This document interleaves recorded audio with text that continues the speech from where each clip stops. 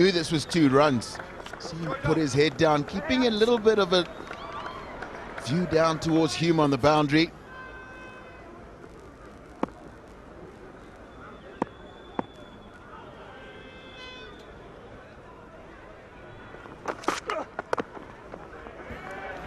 Another really beautiful shot from Madivere. Not much wrong with that little delivery. But it's just player really showing signs of understanding his game and what opportunities he actually has. Yeah, the partnership is also good, isn't it? I mean, at one stage, yeah, it started slowly, but they're catching up again. Good delivery, 47 or 55.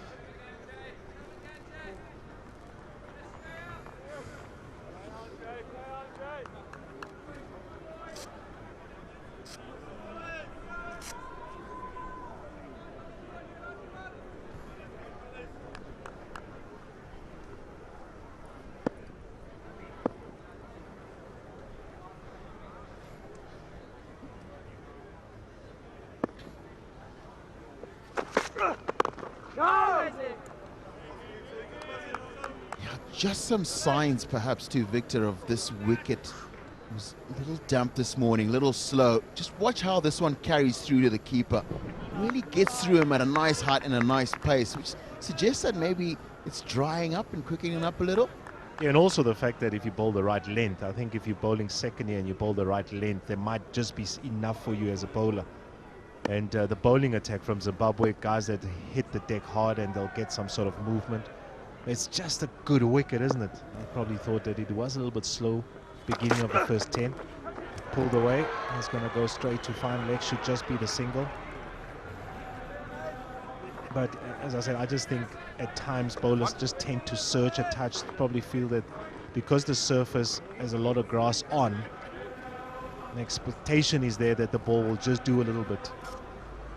Yep, curators, they're doing a wonderful job. Good wicket in Bulawayo now here at Harare. I think it was a very good wicket. Game number 1.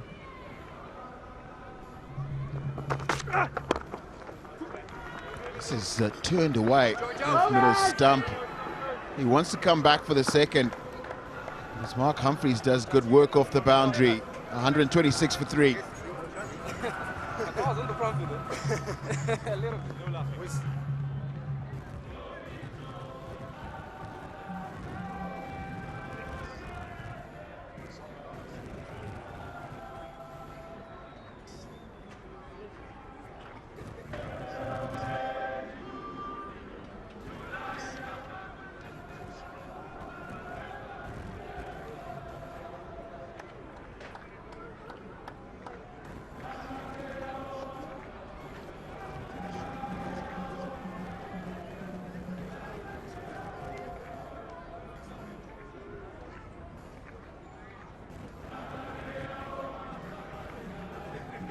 .49 from 58 balls, partnership between Madivere and Raza. And the Zimbabwe cricket supporters are on their feet. It's an anticipation. Partnership about to get to 50. And that's 50 for Wesley Madivere. His 6th ODI 50 and also his fastest, coming off just 50 deliveries.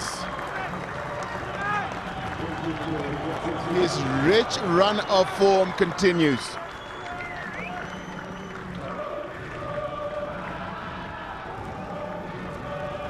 You generally just look at the energies that a batter comes with when he goes to the crease and his feet movement. And what he's done here, Wesley, so far, his job's not done yet, but his feet movement have just been really good.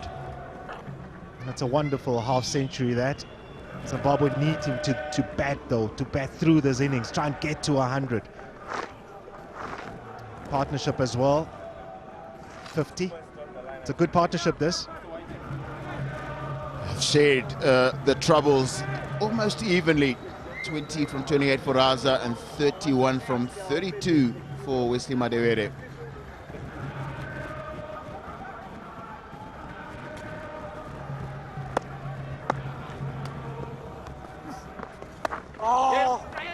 He's gotten it away, fine. Way on the offside, should come back for 2.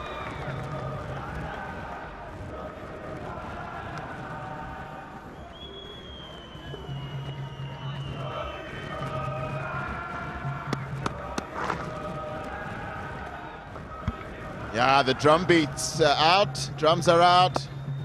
There's the Zimbabwean supporters fully behind 𝗬𝗎 𝗦𝗽𝐴𝐴. Last ODI 50 for him was against Netherlands in 2023.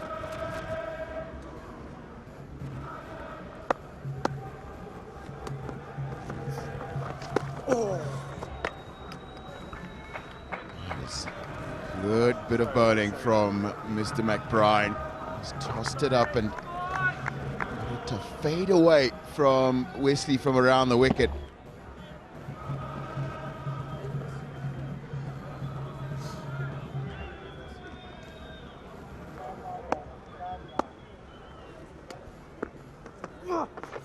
Get. 4 from the McBride over, 130 for 3.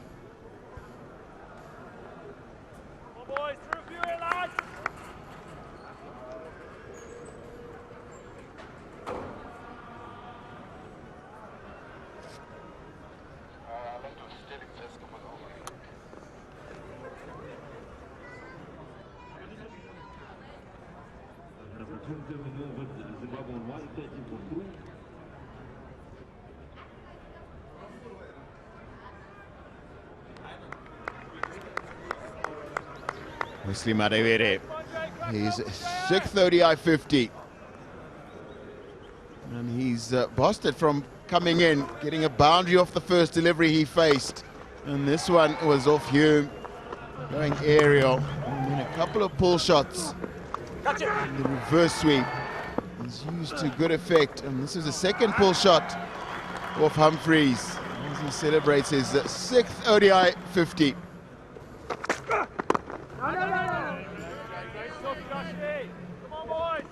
You have a look at those boundaries, don't you? You sort of see like, oh, play such wonderful shots, but it's the in-between, what happens in between that. The running between the wickets, the options that he has when he tries to rotate the strike. He's just busy, very busy. And as a batting unit, you need to be busy, especially when you're going to face a lot of spin. Because these 2 spinners from Ireland have been really good. They just stop, they just keep it nice and tight. You need to have good options against them.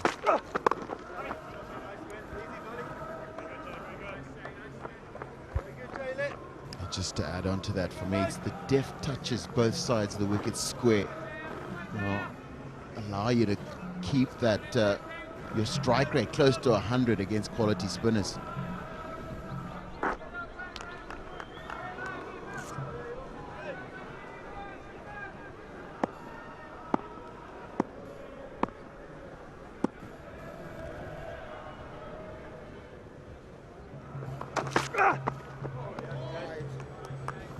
Delivery, a little bit of extra effort from Josh Little.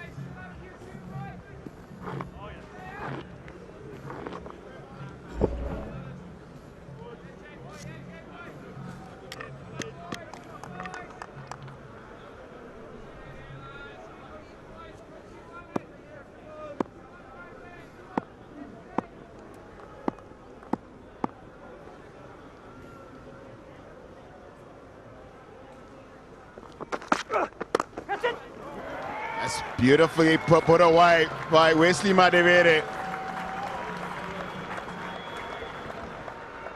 Yeah, he loves bowling the short delivery, but I don't think this one was an attempt to bounce it, because the previous one was a little bit higher, a little bit quicker. This one's just the right height for 𝗬𝗎 to hit it well in front of square. He just rocks back, doesn't he? And then he just hits it in front of square, and that's the boundary option, and he races away as well. So he might have thought there's an opportunity, but a quality shot once again.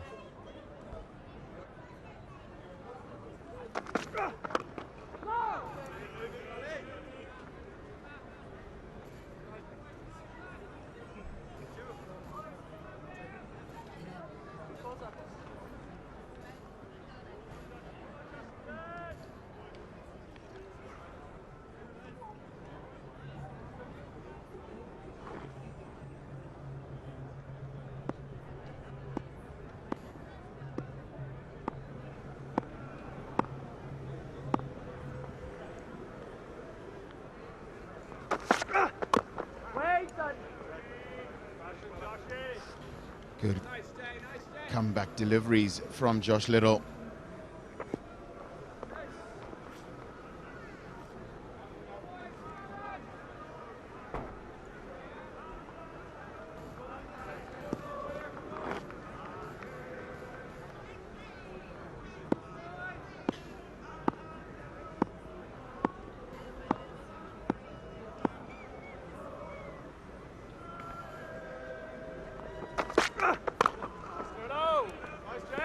Missed out, 136 for 3.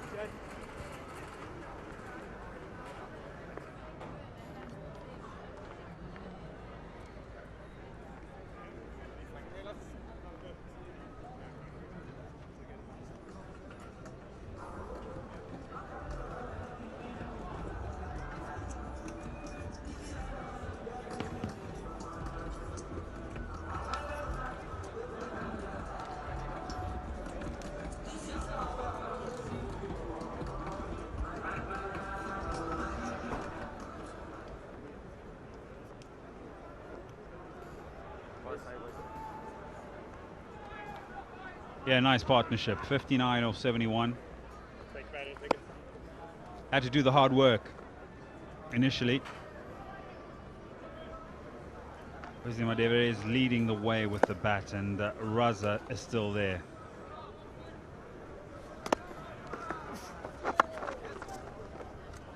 And so they found their rhythm. They found their rhythm to their innings, these two. He can put the foot down whenever he feels like it.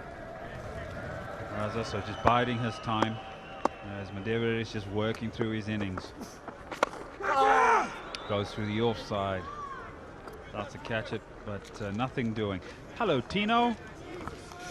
Hello, Ed. For the first time today, I've enjoyed the way he's gone about his innings. Wesley 𝗂𝗎, very mature. I remember the first couple of balls he faced. Controlled pull shot for 4, first delivery. And a confident little punch into the offside to get off strike the next one. And just those 2 strokes. This gave you the feeling that this could be a good day for 𝗂𝗎.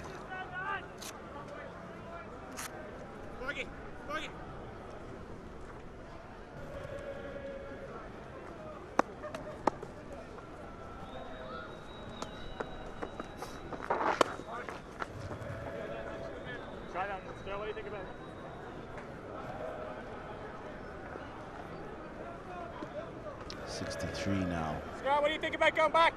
These two's contribution to the innings together.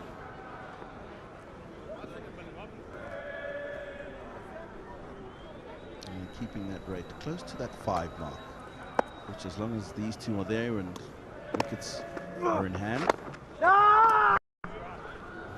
can look to accelerate towards the end, get close to that 280, 290 mark.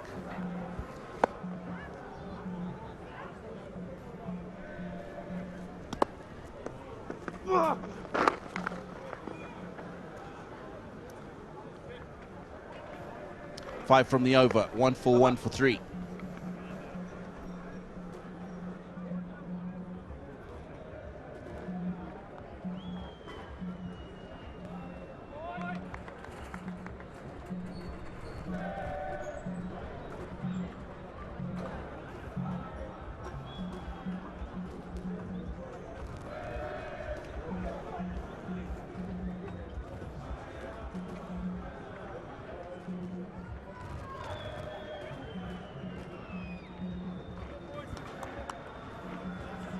And that's what we're talking about. The current rate will get them 243, 7 and over, 288.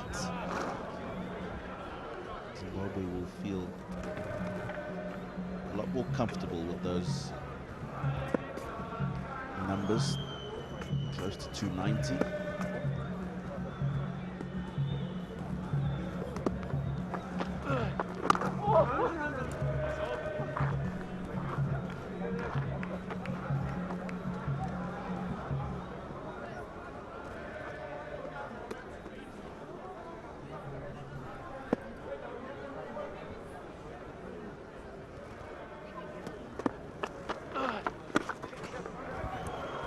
Now, did 𝗏𝗲 get something on this?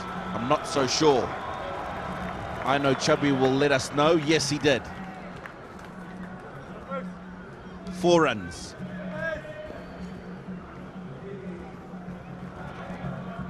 Yeah, I guess a little too straight on that occasion to left arm spinner. So just got to get something on it. And a short fine leg of 45. Very difficult to come around and sort of get around to save that ball. Lovely A arms, lot more lovely. dot balls, you know, 100 thus far, 101 with that one. That's just been bowled. So is it the conditions that have changed? Is it Ireland that have bowled better? Hey, Yeah, lovely certainly arms, conditions lovely. a little bit different. I think this offering a little bit more bounce than we had in that first pitch. A lot more moisture in it, so it's also just taking pace off the ball when it hits the surface. However, I feel the Irish seamers up front bowled much better lengths to the Zimbabwean batters, and that's why you've got this figure of 100+ dot balls at this stage in the innings.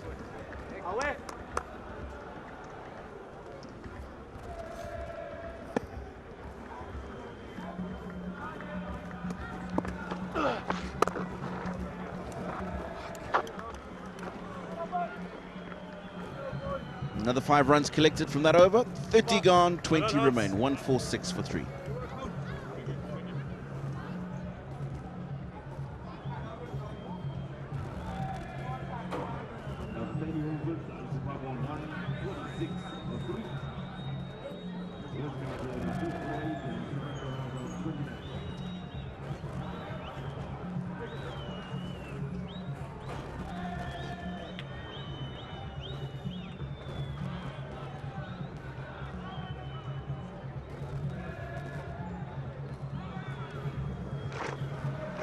Change, let him have that.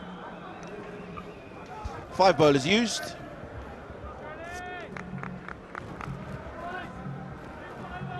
And there's just about to be a 6th, 𝗃𝗃𝗃𝗃. 2 wickets to the seamers so far. 1 to the spinners. Oh, outside edge. Always just get something happening when 𝗃𝗃's in the attack.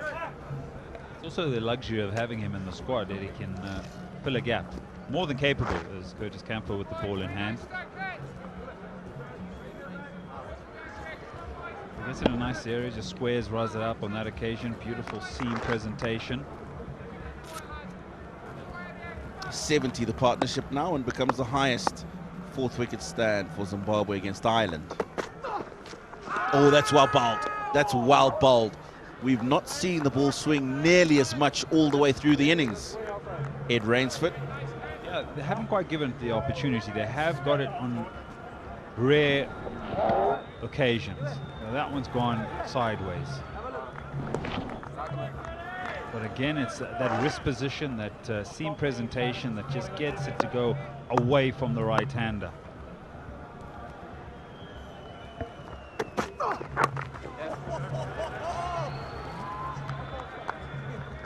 I was talking about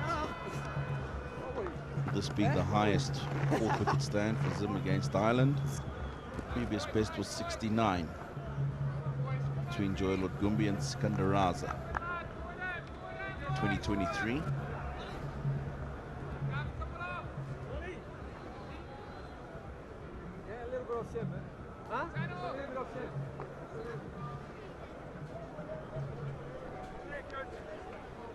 Gully to Raza.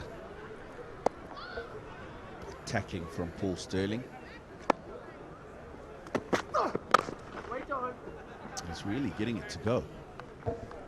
You mentioned maybe a 270, 280. Is that what you think's enough on the surface?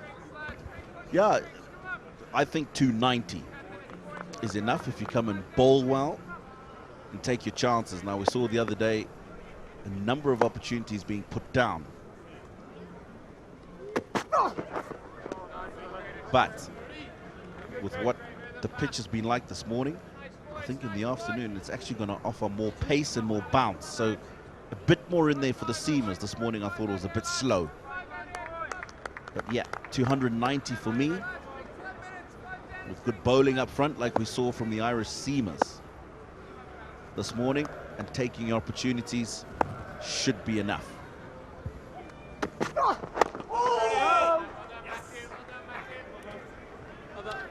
Good first over from 𝗂𝗽𝗄𝗃, just 2 from it, 148 for 3.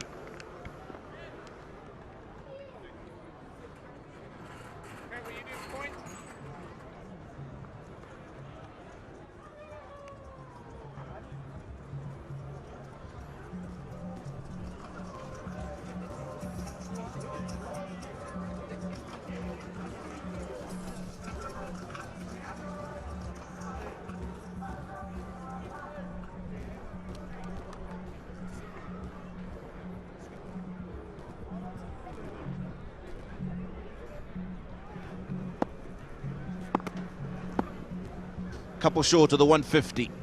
Zimbabwe. Harry. Just to go off on that conversation we're talking about, Tino, Right, so arms back I over. have the feeling here that Ireland is just allowing the game to meander too much.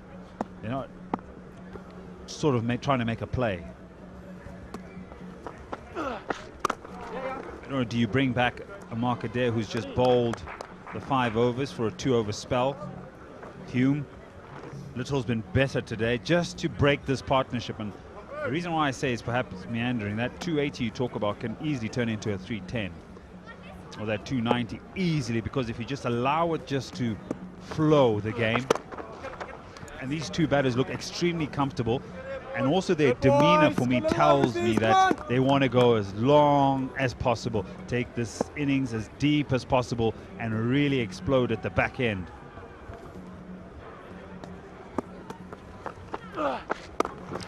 I'm with you at Rainsford. Very nice, Certainly a Holmes, 𝗃𝗃𝗃𝗃 there who's still got 5 is a good option. One of your top seamers. I also think even with the spinners on, you can try and buy a wicket. You can get 𝗃𝗃𝗃𝗃 on here into a mid-on position. If he goes over and does so successfully, then it's fine. Molly. Good, But good, it good. might just Very create nice, an Holmes. opportunity. And knowing Sikandar Raza, he will take that long on boundary on.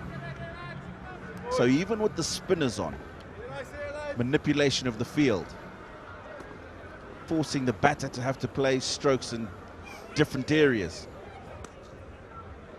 Bring the square leg up so he doesn't have an easy single there. That means he has to look somewhere else to get those runs, and maybe with some risk. 32 gone, 151 for 3.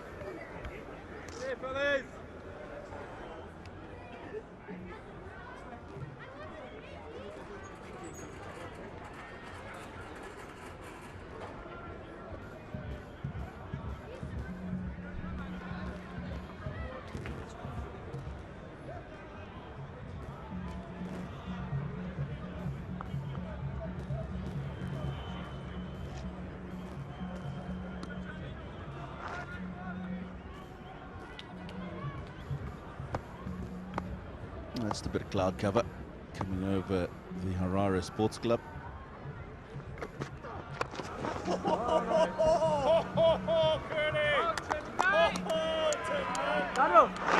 Hello, Tino, what's going on here? They've come out clad in white, Ed. We do that quite often on Sundays when we've got cricket at the sports club. Maybe they've come from church and come down to support the team, put in some prayers. Yeah, he's got it going. 𝗂𝗽𝗄𝗃. Interestingly, Ed, why would we be seeing the ball swinging so much now from 𝗂𝗃 when it's 16 overs old or whatever the case may be, as opposed to earlier? Like I mentioned, his seam presentation, that wrist behind the ball, and him not being as tall as the other bowlers, he's trying to push the ball up a little bit more, so his length is a lot fuller with a nice wrist position.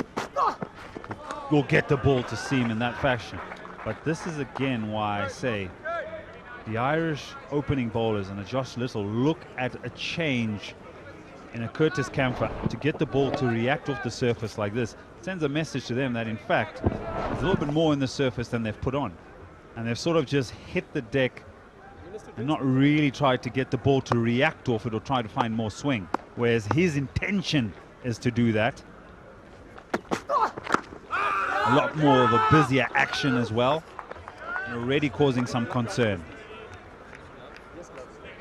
And you're right, this ball is only coming up to about 17 overs old. So it's relatively still new. We haven't seen 6 in this inning, so the ball hasn't been sort of smashed all over the ground.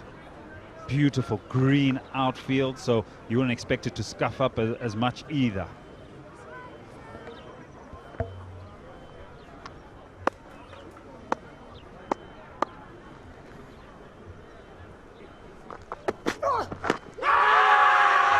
That looks very straight. What a wonderful bowling change from Paul Sterling. And it was immense effort from this man in the couple of overs that he's bowled so far. And his efforts have reaped rewards. Yeah, brilliant bowling change to bring him on. But the fact that he's been able to bowl the area that the captain has wanted and get the ball to react. Away, away, away from the right-hander, and the ball's nice and straight. That's a very easy one for the umpire, 𝗂𝗺𝗃𝗂𝗃𝗂. Brilliant from Ireland. 𝗂𝗚 Madere, good for 61. It's 151 for 4, and the players will also enjoy some refreshments.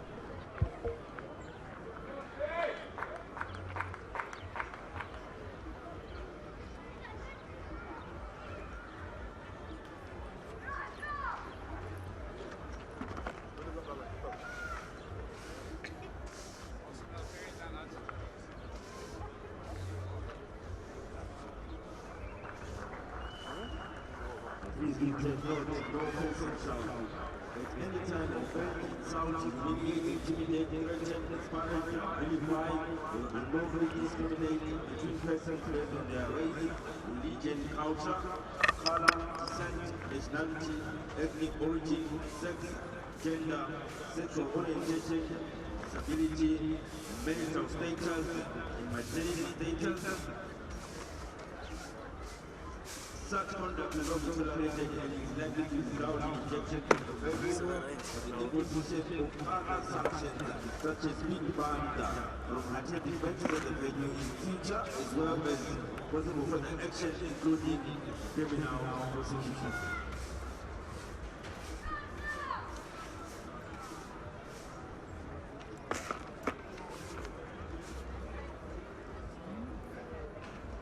$32.5 overs going on 151 for 4. And Jonathan Kimble comes into bat.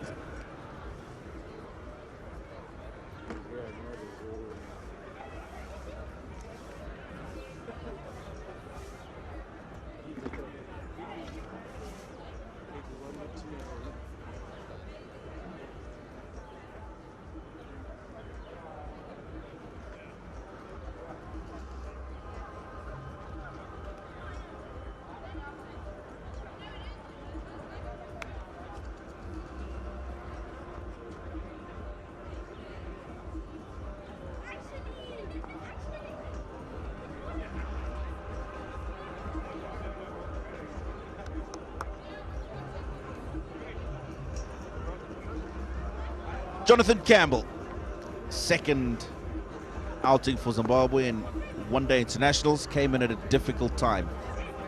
In the first one, Zimbabwe looking to get on with things towards the end of the innings. But today, it's a different case.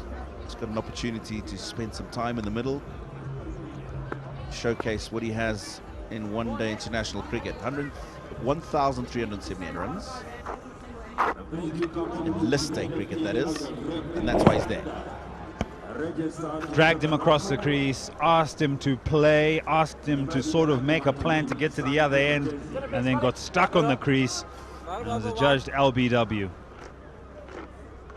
So a brilliant bowling change, but as much as it's a brilliant bowling change, the bowler still has to do the work. He still has to reward the captain with turning to him And we've seen from all the deliveries he's bowled, he's got swing, he's got movement, and he's made it very uncomfortable to rotate strike. Now, over to Jonathan Campbell and Raza. What are they going to have for us here? Left, right-hand combination. Then you have Marumani for me, you know, batting way out of position to come in and maybe be the one that is the finisher in the side. So playing a totally different role as he did against Pakistan, where I thought he bowled, well, batted really well. Yeah, it's an interesting one. We'll have to wait and see how that one pans out.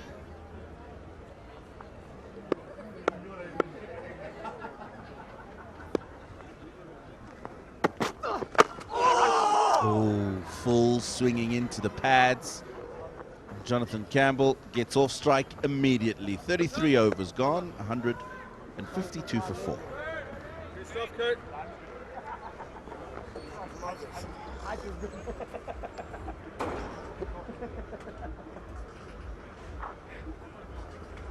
Cover him with his son.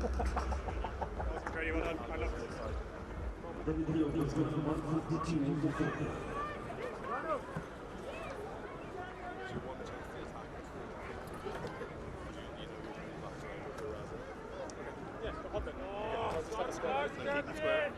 I have no call actually. What about that? Just in front, Kurt.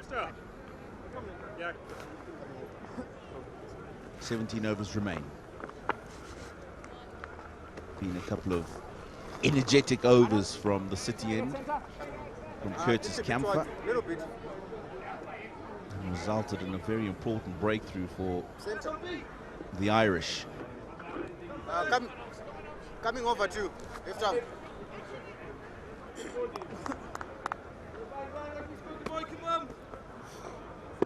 Humphreys into Campbell, mid-off up in the circle.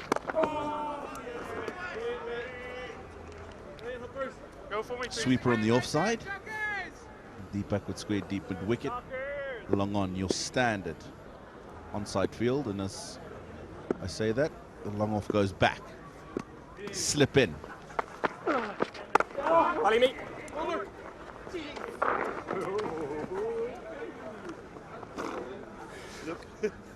Hi, son. I thought you said you were gonna call. Sorry. Sorry. Nice, Tom. Come, boys. They have to rebuild now and look at what they think is enough. What their bowlers I'll help grab one here. can bowl Ireland out for or restrict them to. Now, you go back to the change in the Zim side, and it's interesting what you said about the surface and the conditions. Ireland are unchanged, but then Zimbabwe take out the 𝗬𝗫 left arm seamer, 19-year-old, and bring the taller, more faster, more threatening Trevor Gwandu, but he's expensive at times. So perhaps they're taking out what you spoke about in terms of the conditions, in terms of the wicket quickening up and having a bit more bounce and making it difficult to bat in the second innings. Yeah, and I'm looking forward to seeing Gwandu bowl this afternoon here. Because I thought in the previous tours, Afghanistan and Pakistan, he started to improve in the areas that he bowled in white ball cricket. As you say, a lot taller, nice long levers. I think he could be quite effective on the surface this afternoon. It's come off the pad, I think, and it will run away to the boundary. What does 𝗏𝗏𝗃𝗃 say? Leg buys to end the 34th over. 5 from it, and it's 157 for 4.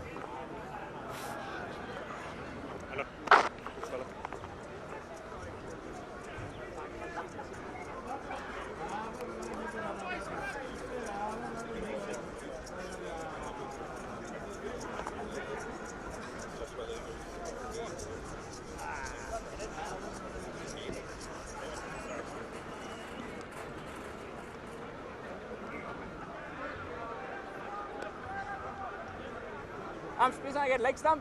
Towards you. A little more. That's leg stump. What more has he got to offer? 𝗂𝗫𝗃𝗃𝗃 𝗵𝗃, we've seen good pace, we've seen a bit of bounce, and we've seen swing. Jonathan Campbell just needs to make sure he keeps that front pad out the way because he's getting a lot of movement.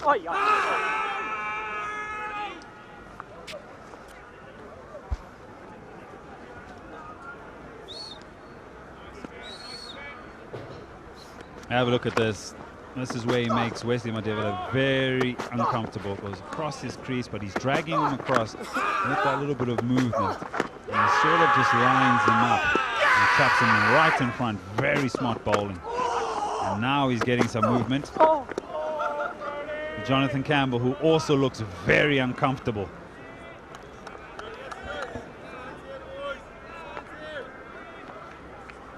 Is this one just hugged the ground as it bounces? Yes, it has. It's gone nowhere after we're talking about the bit of bounce he was getting previously.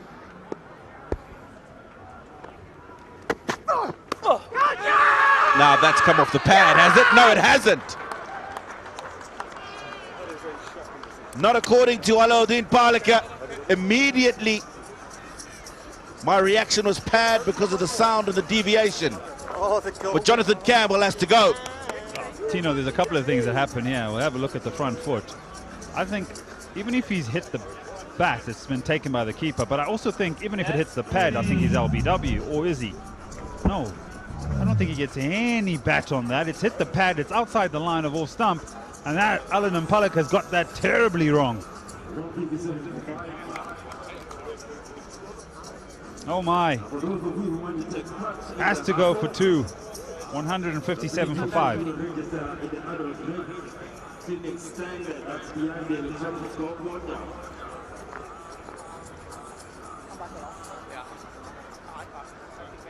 Just pass by register with the ladies there to win a VA. He said a chance to win a signed cricket jersey.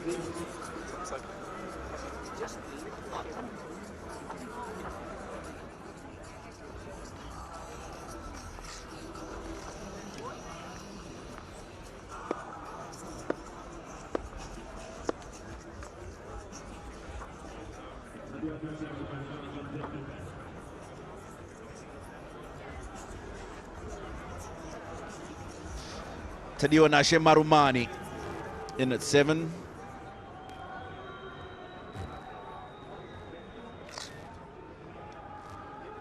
And as you mentioned, Ed Rainsford find himself in a very unfamiliar position. 20 matches, he would have batted in the top 3 in the majority of those, if not all. Let's have a look at it. Have a look at the bat. It hits the pad. The bat is nowhere near the ball and way outside the line of off stump and given out.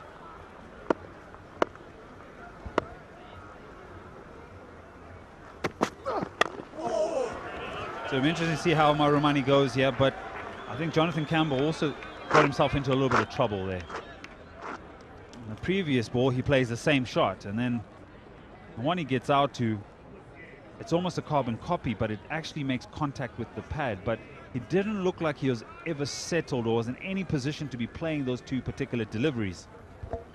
Yeah, and we actually didn't see the ball come back as much as we had there. And that's why earlier I said he should be looking to go up the ground. Now that looks very straight. And it's gone. Curtis Campher is destroying Zimbabwe's middle order. And this is the fear that Zimbabwe would have had, in that there was a period of play where they had a good partnership, but they weren't really pushing the ascendancy in the innings. And what happens is when you lose a couple of wickets, we have an inexperienced player and a player batting in the wrong position, come to the crease, plays across one, you lose 2 or 3 wickets quickly, and now you're into the bowlers. Fantastic from Campher. It's really swung in Ireland's favor. Gone without scoring, 157 for 6.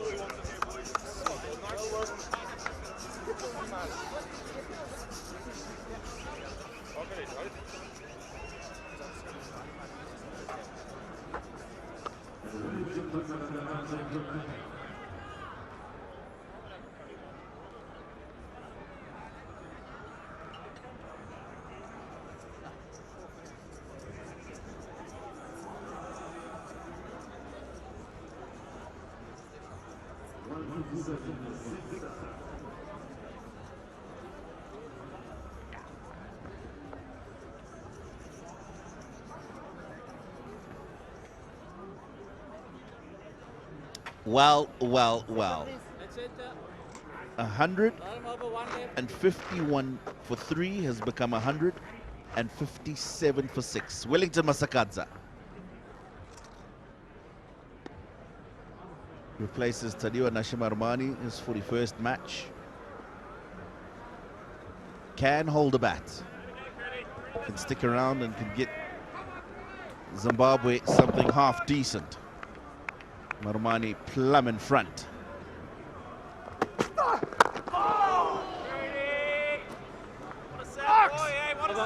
157 for 6.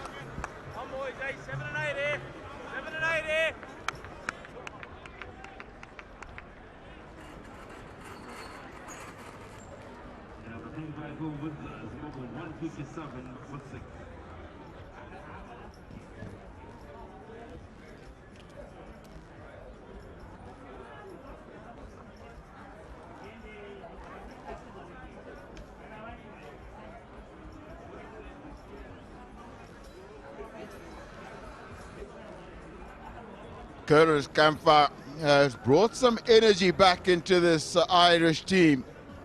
3 quick wickets as Zimbabwe go from 151 for 3 to 157 for 6. And 𝗃𝗃𝗃𝗃 reintroduced into the attack. Eli, it looks like Ireland have sensed blood in the water here. Well, they're on top of the situation, in a very commanding position to even the series, you would say. I don't want to speak too early into it, but so far 𝗃𝗃𝗃𝗃 has provided that golden arm that Ireland have been searching for. And what a way to get it. Now Zimbabwe really on the back foot. But for the man on strike, 𝗃𝗃𝗃𝗃, perfect opportunity where we know that he can do quite a lot. What can he do today?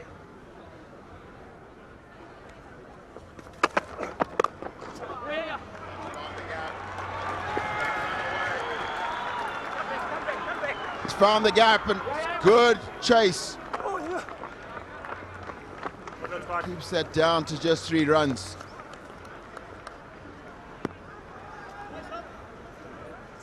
Well, for a moment, Zimbabwe really had a good partnership going between Raza and Madiveri. And out of nowhere, 𝗃𝗃𝗃𝗃 came into play. Now, already 6 down with 160 runs on the board. And only into the 36th over. Yeah, big job ahead of 𝗿𝗺𝗃𝗃𝗃𝗃. You know that he can bat. He's batted as high as 4 for his franchise team, the Mountaineers. And that is beautifully bowled. This might just have been continuing on past the off stump. But a massive change of pace for 𝗃𝗃𝗃𝗃 nearly does for 𝗿𝗺𝗃𝗃𝗃𝗃𝗃. A bowling wicket to wicket. And this one looking for the block hole, because 𝗿𝗺𝗃𝗃𝗃𝗃 made a huge move towards the off stump.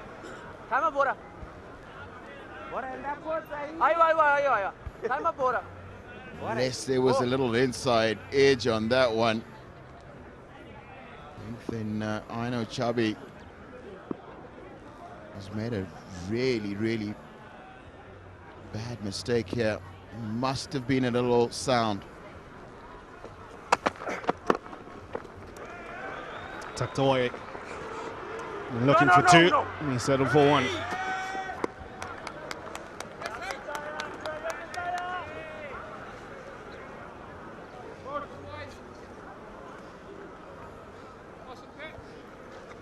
Yeah, silence at Castle Corner. Thanks mostly to Mr. 𝗃𝗃𝗃𝗃𝗃. Maybe they'll give Zimbabwe some divine intervention in their regalia, the apostolic sect.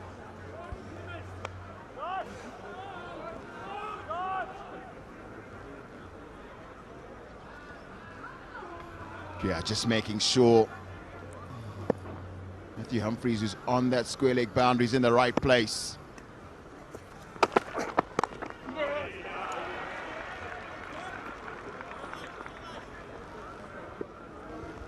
And picks the single. Hopefully thinking about the next over so that he can be on strike. A man who played for Zimbabwe for quite a long time, from the age of 17 there. Former director of cricket, 𝗵𝗺𝗻𝗂𝗃𝗂𝗃, watching proceedings. The youngest of the 𝗵𝗂𝗃𝗂𝗃 brothers. Just 1 from 3. Middle 𝗵𝗂𝗃𝗂𝗃 also played for Zimbabwe. Has to be in the ground here. Never misses a match. That's good energy from Adair. Pulled wide. The intent in that delivery.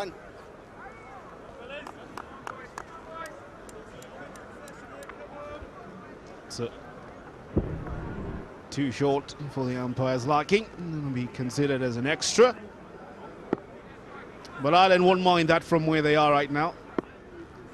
We've only given away 12 extras so far.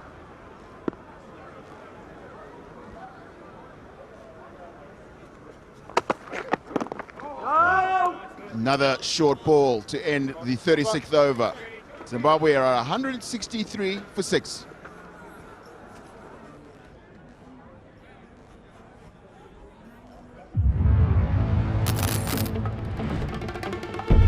लाला संभल के, हर तरफ खतरा है। देख के भाई, एक गलती और game over.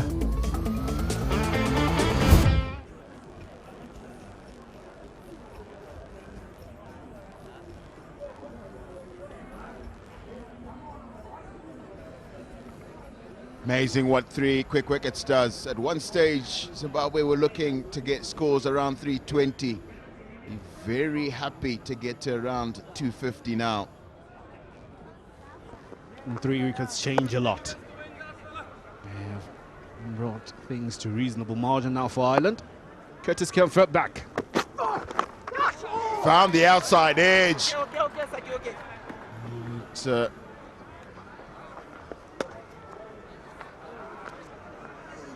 Picked up 3 wickets earlier, and for me it's just the energy with which he's bowled.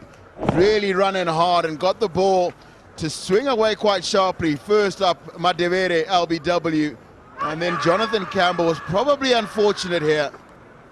And then the last wicket to fall was Marumani LBW, plumb in front.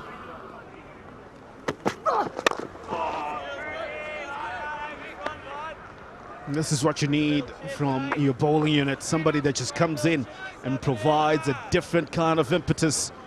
And Curtis Kempfert has just done that. And for a moment, Zimbabwe were rebuilding their innings. And they lost those 2 big wickets of Bennett and Craig Irvine quite earlier on. And they sort of tried to rebuild things. Now things are pulling Ireland's way.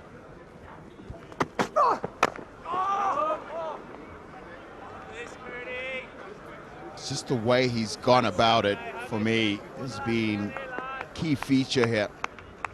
He's really running hard and bowled wholeheartedly. Kept it simple, kept the ball on a good length around the off stump, full enough to allow it to swing. And he's been rewarded.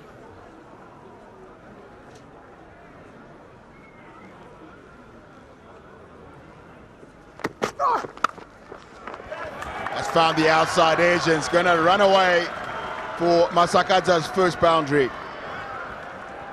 A fortuitous boundary for Wellington 𝗵𝗂𝗃𝗂𝗃. Seemed to sort of come from the toe end of the bat when he played that one.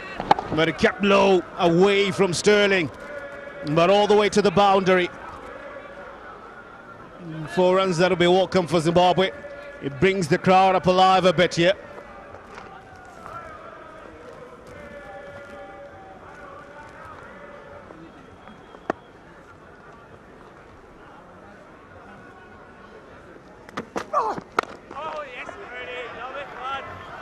Just a dab down to third man. Yeah, you were right, Eli. He's had a look at that toe, long and hard. Streaky boundary through that slip cordon.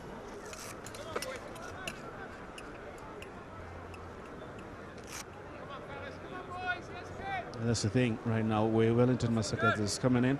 As much as he's supposed to play a supporting role to Sikandar Raza, you don't want to just be chewing up deliveries that are coming your way. You need to also make a scoring effort with them. Wide down the leg side.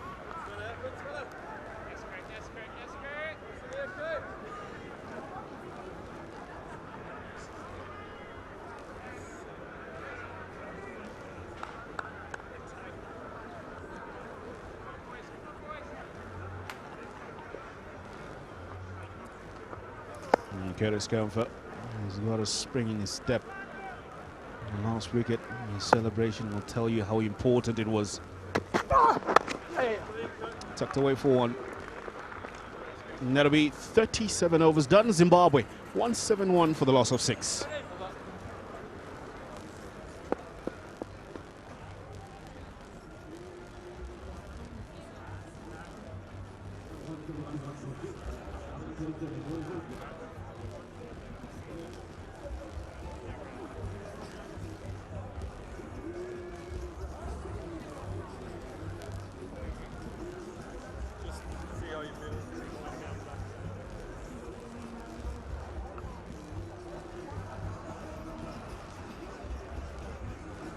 One stage, Zimbabwe looked like getting to 300, and then 2 wickets in an over. Over number 35 made an over from Curtis Kamfer after having broken that big partnership between Raza and Madewere. You've got some little bit to worry about. This Zimbabwean captain, just some signs of liveliness in this wicket in the last sort of 30 minutes. A little bit sluggish earlier on. A little slower, but it really looks as if it's quickening up. I'll say also that's the conditions that we normally acquaint our sports club with.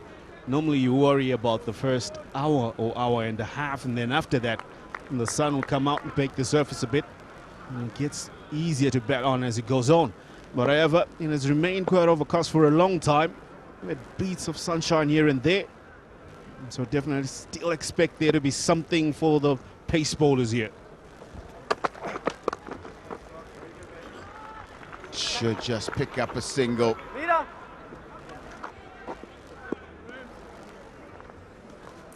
there are some signs of life in this wicket. It really has quickened up this afternoon.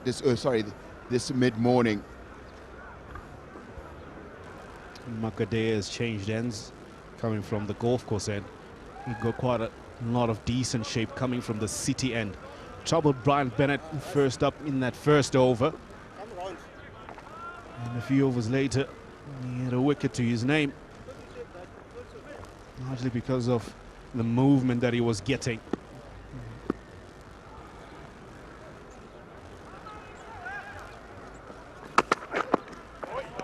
I think Ireland might be missing the trick here. You have Zimbabwe on the ropes. You've got a fresh batter. Swinging, seaming conditions. Paul Sterling, there's no slip in position.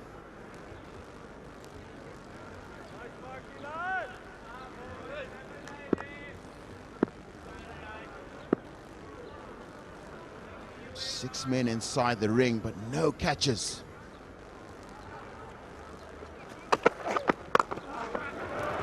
And that's deceived him. But he's got just enough bat on to clear mid off. Oh, you get a kind of feeling that was a slow delivery from 𝗿𝗺𝗽𝗃, trying to deceive Wellington Masakadza. He did that, but Wellington got enough wheel on it just to put it over mid-off. Allowed him to get off strike. Having a look at that one again. Again, not really striking it clean, but he'll be grateful enough power on it.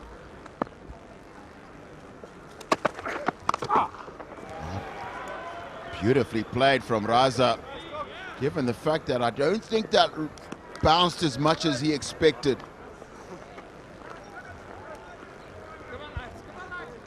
And this one just keeping a tad bit low on Raza on that occasion.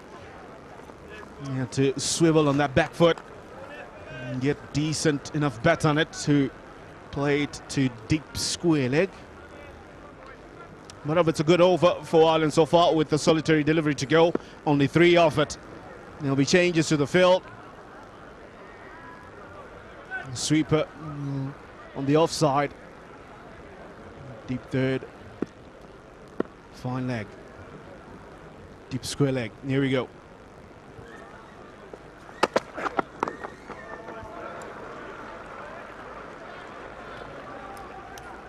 Four runs from that marker there over 150-75 for 6.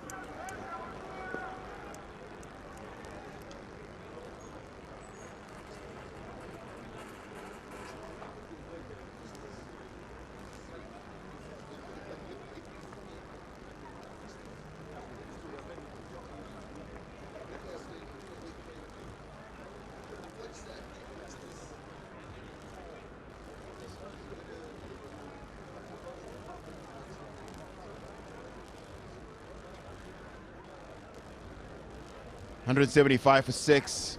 𝗂𝗍𝗃 picked up 3 wickets in 2 overs. Skander Raza, 39 not out. His last 18 innings since his last 50. Previous best in that run of 18 knocks is also 39.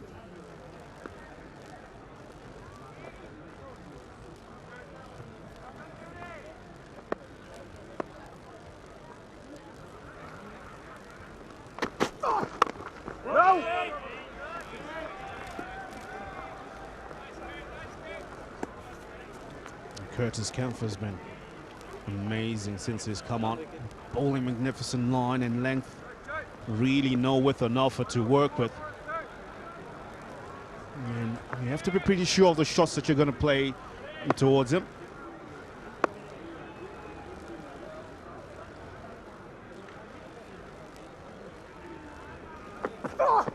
Wait on!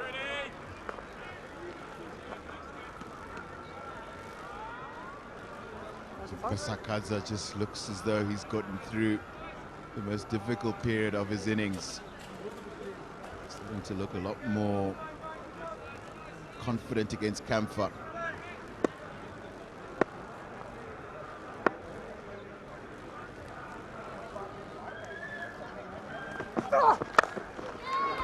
That he's smashed it away towards the point boundary. McBride does the fielding. It's the first time that 𝗂𝗍𝗃 has offered just a little bit more width. Wellington Masakadza played it well to get off strike. Just one side of stump, good shot he played. And there was protection on that boundary. It's just kept it to 1. Best place to watch cricket at Harare Sports Club. If you're wealthy enough to own a penthouse.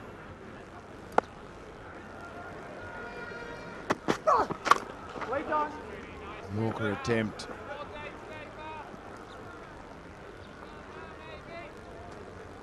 I think that's the best place to watch cricket from.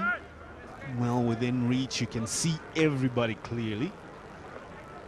The atmosphere, the other supporters that are up in song. It's a Sunday. The grass bank looks like it's for lovers.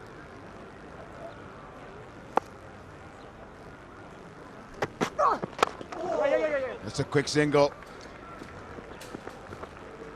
Off the inside edge. That's Skander Raza's highest score in his previous 18 innings. And they'll have to bat throughout the whole of the remaining Zimbabwe innings, if I was to say it, because they have to tend to somebody whom they can depend on, especially in the latter overs, and to try and go big, and there's enough ample power and ammunition.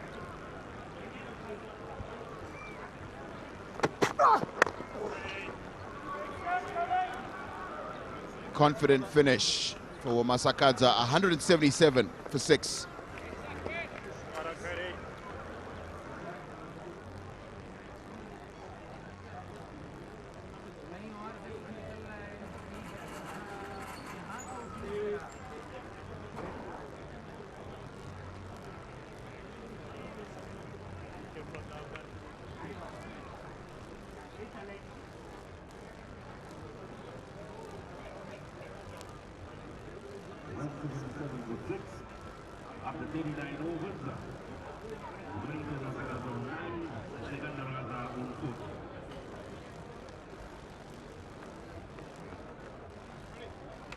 𝗃𝗂𝗃𝗃 the star of the moment.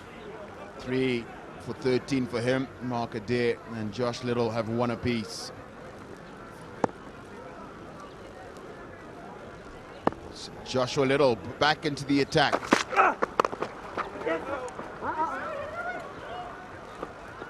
Well, 𝗃𝗃𝗃𝗃 trying to steal in there, but 𝗏𝗧 still trying to work out how that got big on him.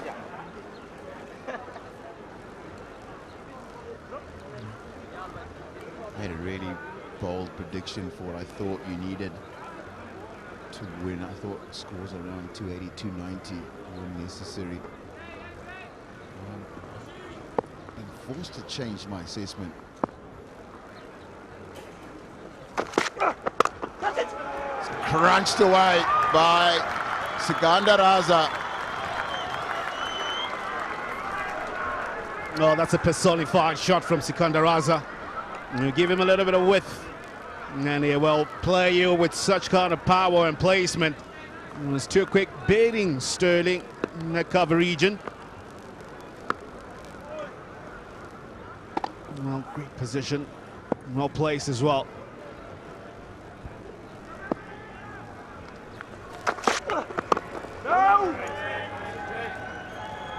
Just saying, I think I had a ball, I think 290. There's some livening up in this wicket. There's definitely starting to see a little bit of more pace for particularly the seamers. I think if you have seamers who are willing to run in hard and bowl with energy, you probably defend a score around 220 or 230 on this wicket.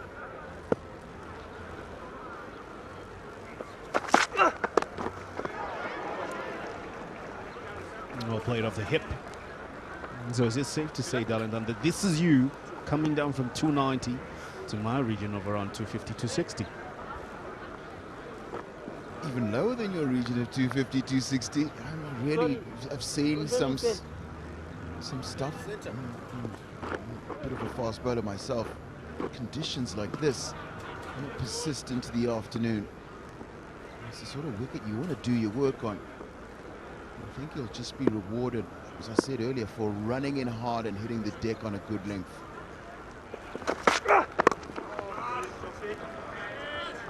Well bowled and well played.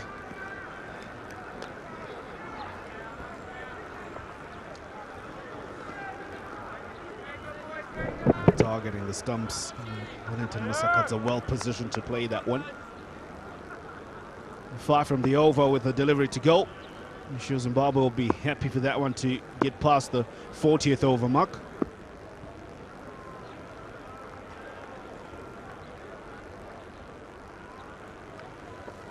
Oh, beautifully hit on the out for just a single.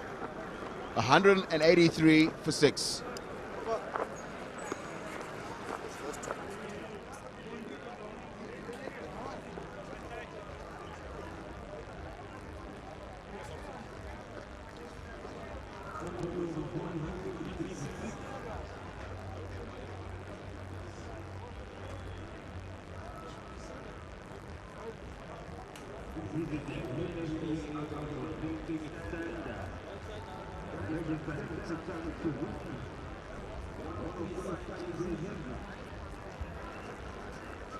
That's Alauddin Paleka, and it signals the final power play of the Zimbabwe innings.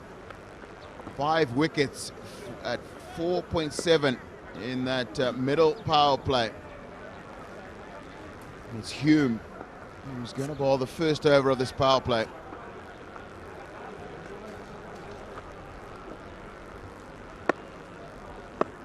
This will be interesting how Zimbabwe will operate in this third power play. That's a good single. And he's been in the midfield. I think Paul Sterling didn't land well.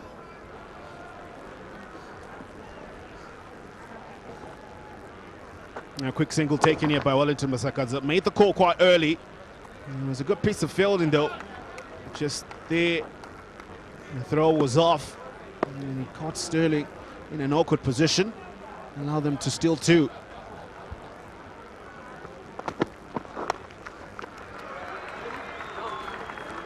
Definitely looking a lot more comfortable in the last sort of 5 or 8 minutes is Wellington Masakadza. Yeah, he settled quite well. I just get a feeling that Ireland are losing a grip of things here, because as much as they picked up those 3 quick wickets from 𝗃𝗃, and this partnership between Wellington Masakadza and 𝗏𝗲 has been good enough for Zimbabwe just to stabilize things. And if they can get 40 more runs here going forward, or 50 more, they'll be in a very good position to defend it, looking at the conditions that we have. I don't think much will change into the Ireland innings. Past the outside edge.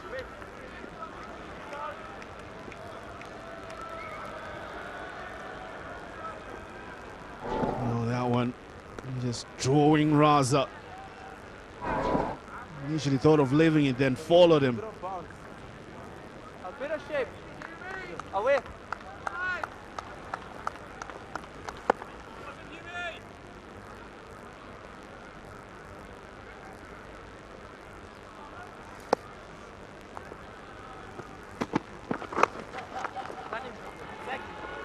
Looking for 2. 2 was his call as soon as he hit it.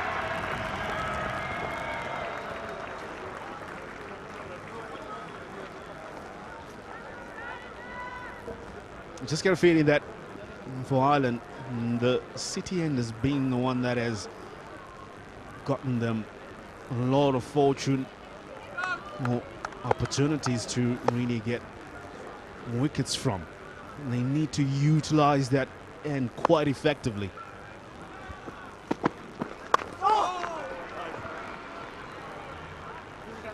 A bit of excitement in Hume as 𝗏𝗲 gets right across the front of his stumps.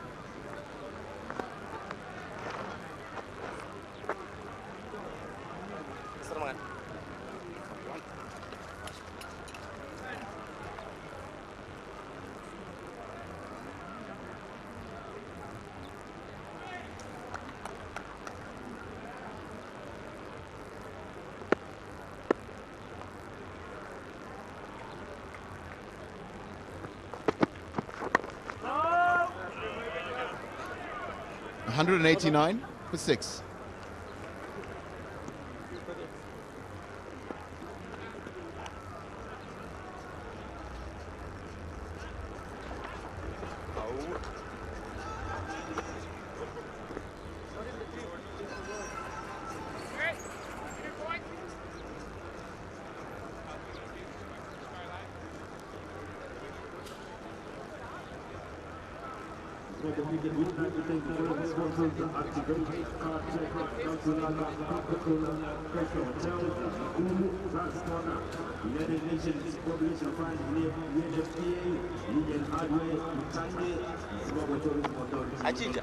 $231 at the current run rate. I think Zimbabwe would be quite happy with that.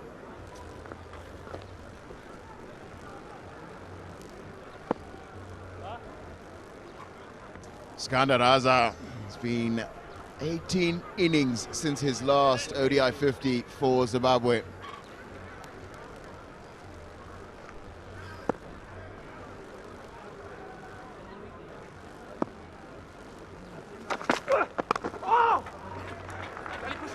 It's called for the second. He's coming back for the second. He's back for the second. And that is a well-played 50 from Sikandar Raza.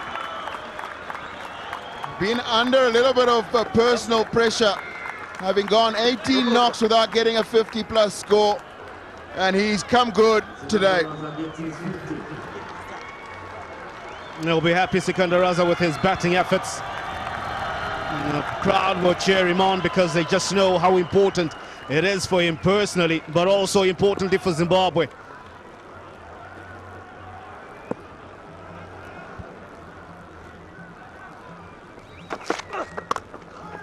Beautifully away towards the extra cover boundary. Are we going to go and see some fireworks from Sikandar Raza this morning? Well, I think the scene has been set perfectly for Raza. This time, he plays this one through the covers with ease and grace. Didn't try to hit it too hard, but it was well placed and well timed even. Nobody was going to save that, and that was written for all the way. It's the second time we've seen him in back-to-back overs score in that area off Joshua Little.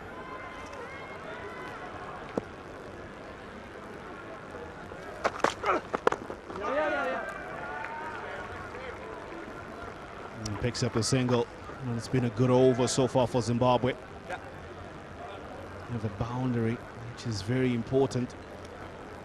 And the first two was quite important for 𝗂𝗲, a man who was aware of the start that you just shared about the last 18 innings. Had a chat with him early in the morning, and he spoke about how important it was for him to play very well today.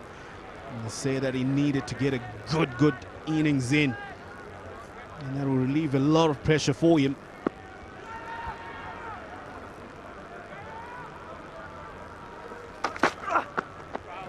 It's probably going to be called wide, but this wicket has definitely livened up this mid-morning. We're starting to see some pretty steep bounce and good carry through to the wicketkeeper, 𝗁𝗃𝗃𝗃. You get a feeling that unless Gharabanni will be licking his lips, Richard Gharabanni won't be happy as well.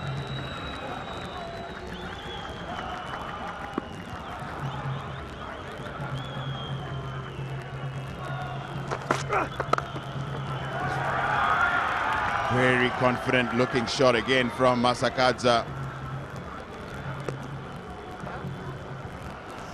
This is how this man got to a half-century. Well played one. He started off well composed, didn't play any risky shots. He gave himself room on a number of occasions, and he played it well. The presence of mind of understanding the situation that was in, and that was the shots. And got him to another milestone in Zimbabwean colours.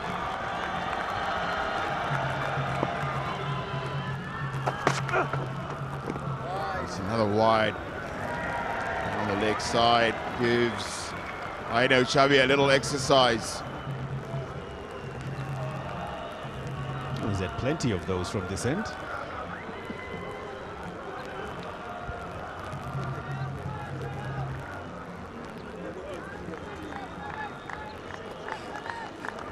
Just when do you think Sikandar Raza is going to really open up to what people are acquaint him with?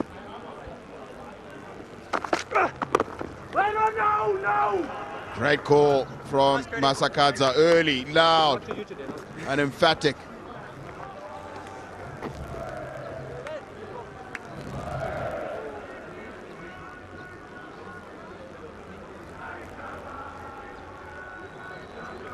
Ten runs from that little over. It's been a productive one for Zimbabwe.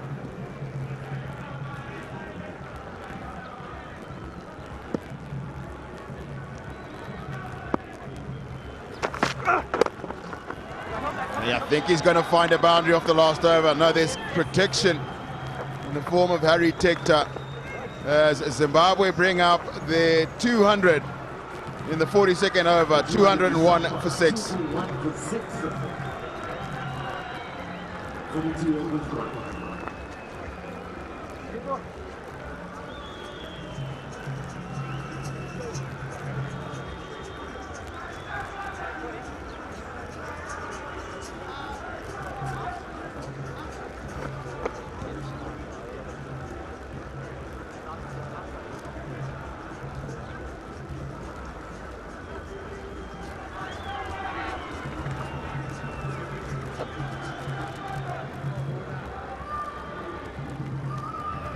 4.79. Biggest over in the innings so far, 12. And Zimbabwe will be hoping that they can get a few more structures of similar height in these remaining 8 overs.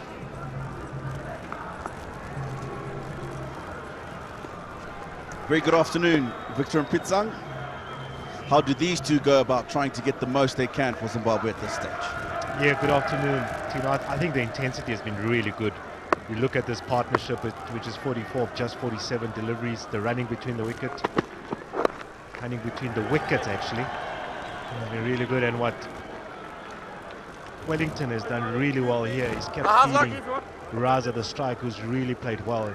He's accelerated at the right time, and it's so important for them to stretch this partnership. Bet for another 3-4 overs together, and then the last 5 maybe try and extend a little bit more. That last over was a good one. There's 12 runs from it. So they need to be at least get to, if they can get between 6 and 7 runs to the over for the next few overs, and then try and get about 10, they then get closer to 260, 265 they get to if they go at 8 runs and over. So but this partnership is so important.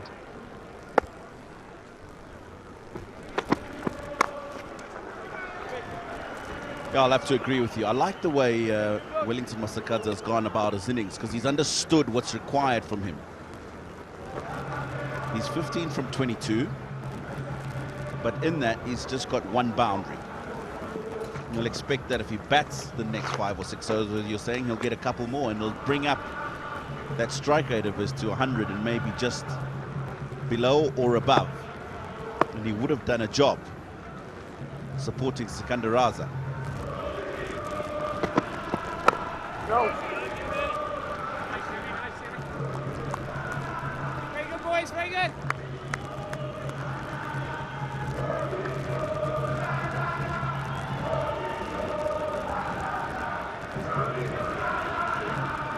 Stello, he's brought me red gloves. Can I see you, please?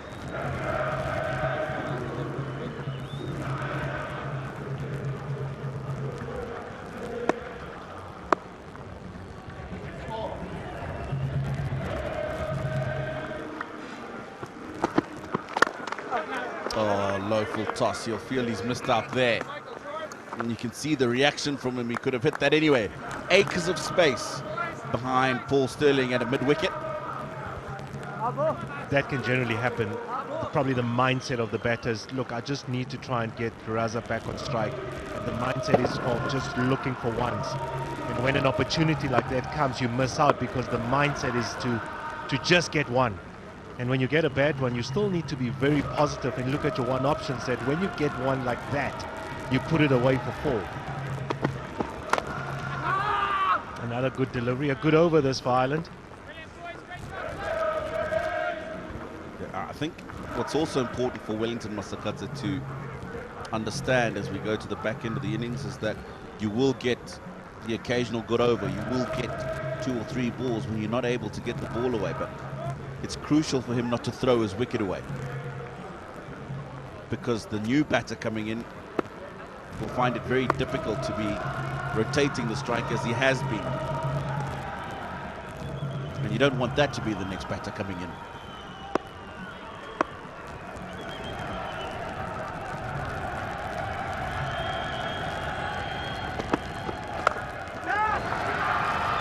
Two fielders back, and he's found the gap.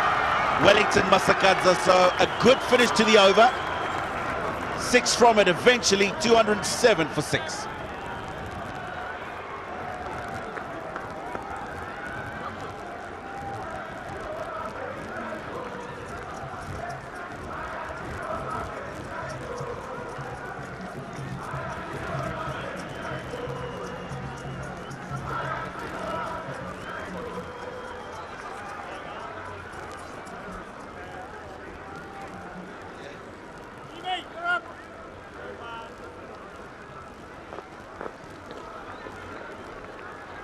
Well, it had been a very good over from Graham Hume until this final delivery.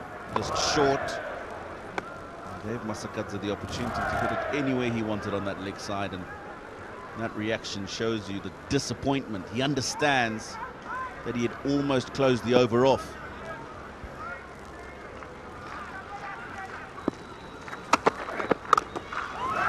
Short. And that is an outstanding catch. If there's a fielder you don't want to hit the ball close to in this Irish team, it's Harry Tector. And this catch is exactly why. Such a big moment in the game, because there's Sikandar that we've actually been speaking about what is a good total? For them to get to 260, you needed him to bat for much longer because he's got the power game, but this is an outstanding piece of fielding here by Tector, because what he does well here, he attacks the ball, doesn't allow the ball to bounce first. Good innings comes to an end. 𝗂𝗃𝗃 58 and Zimbabwe now 207 for 7.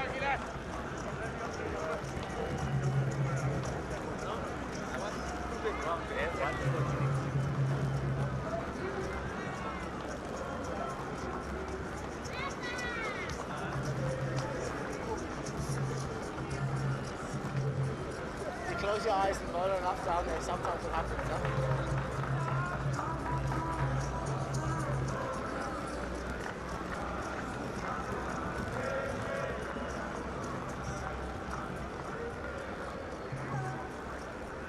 Second round of the ball from 𝗂𝗵𝗶𝗀𝗲. The incoming batter was Zimbabwe, 𝗬𝗏𝗃𝗏.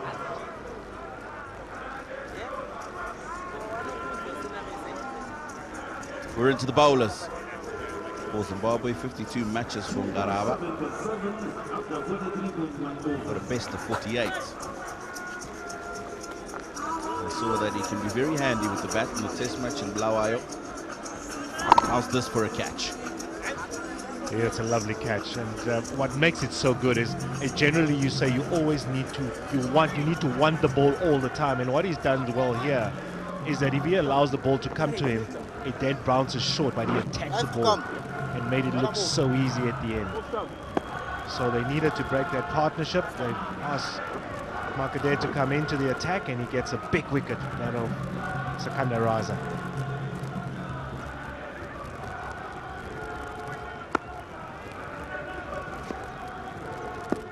Now, what's 𝗂𝗃𝗃's approach going to be?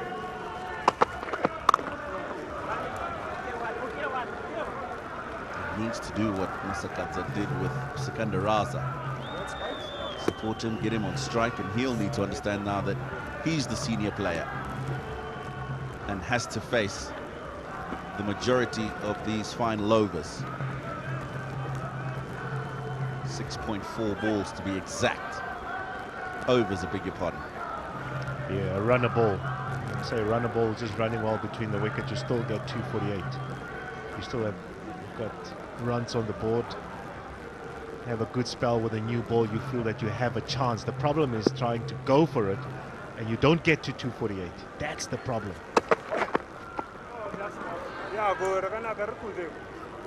His current rate, they'll get to 239, but I'm sure they'll still, with this last 3 wickets still in hand, you still want to get to 250 if you can. That's one ball, 247. Can they get there? These two are more than capable.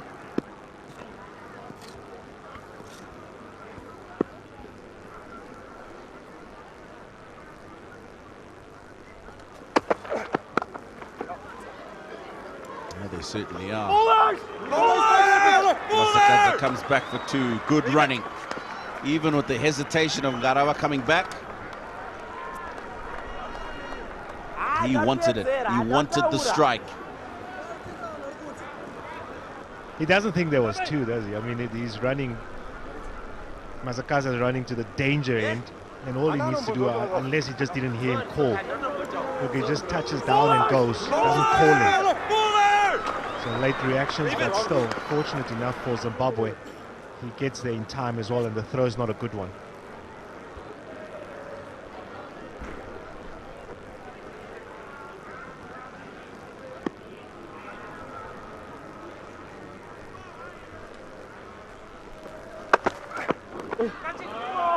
Top edge, and it will run away for 4.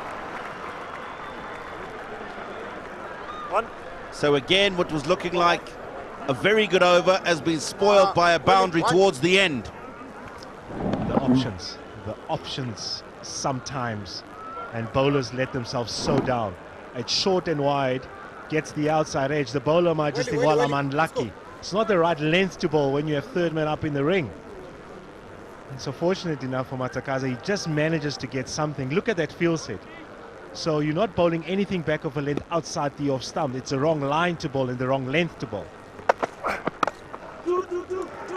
The call is for two straight away. And they get back comfortably. So good running. They make it a good over. 9 from it to 1-6 for 7. I'll go, Joshy.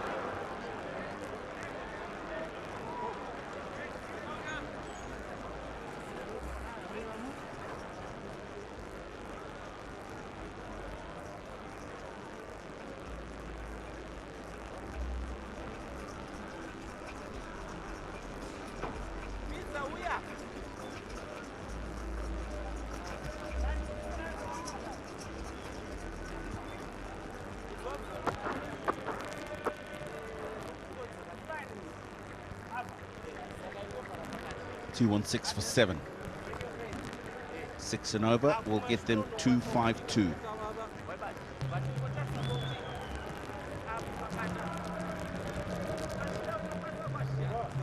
They'll be aiming for that. If they go a bit better, 7 to the over, they get 2-5-8. They'll have to bowl and field extremely well, but it's something that they've got to bowl at. Little back into the attack.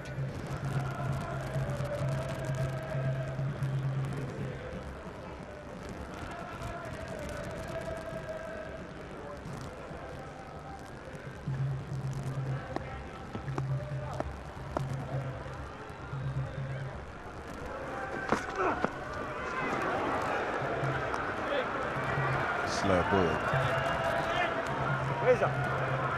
Got over. Doesn't look like he wants to hang around. He doesn't love the defensive shot, does he? He likes being attacking, but I guess that's the mindset what the players have sometimes, is when he sees one and he recognizes one and he feels that he's in his zone, he has a full go at it. Oh, this guy's slow ball by the bowler.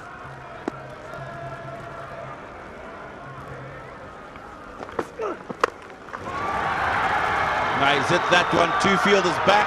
George Stockrell won't be able to stop the boundary. The previous one was a slower delivery. This one, more pace on it. He waits for it, and he's very powerful when he strikes them. Just splits the 2 fielders on the boundary, and that's what Zimbabwe need. I think Ngarawa needs to realize that he's got the boundary for the over. Sure, if it's there to hit again, go for it. If not, look to rotate the strike.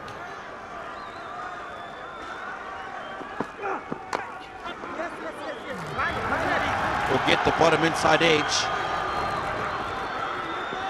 and get another 2. So 6 to the over. Halfway through the 45th. Yeah, it's just been one of those. We saw him in the first game. Oh, literally struggled, didn't he? He struggled with a new ball, was expensive. He's in his 9th over. He bowls one slightly outside the off stump. There's no luck whatsoever. And he still managed to get back for a couple. You sit there and you think, what can I do differently? He's bowled much better today, though. Better control, just the options. Another good delivery. Yeah, the danger here is not getting as much as you can from the over because you're looking for too much. So you've got 6. Get a single, you've got 7, and you've still got a couple of balls where Wellington's got an opportunity to make something with those.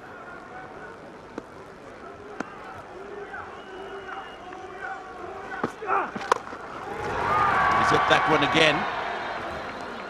This time he finds Harry Tector.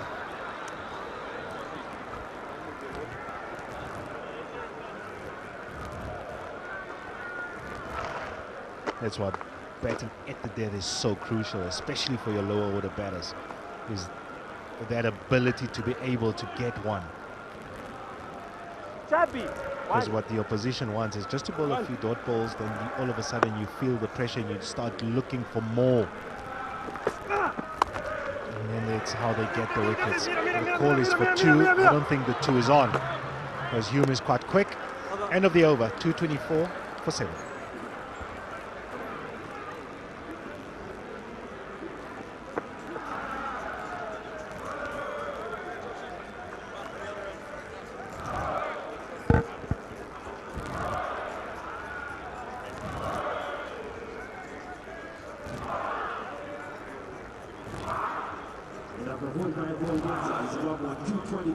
.98.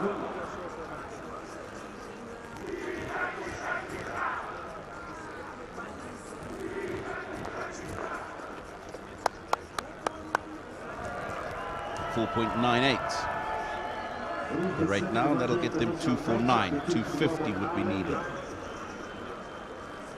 Well, the Irish, they're in full song as always.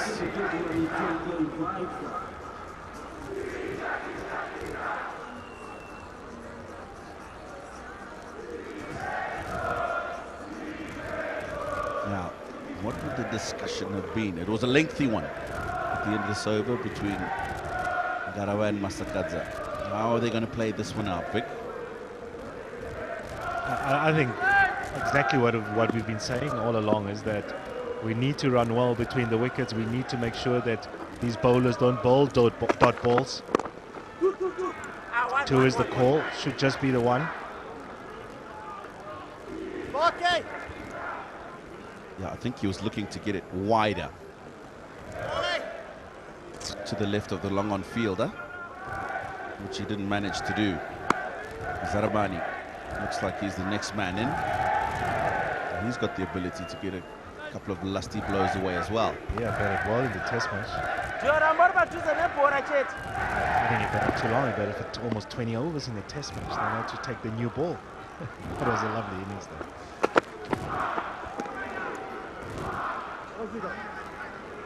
Looking to go over long on.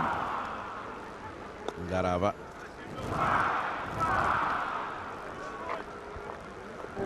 The right option is over mid-off, isn't it? It's right in the arc there to go over mid-off, because mid-off is up in the circle. It's a slower delivery again.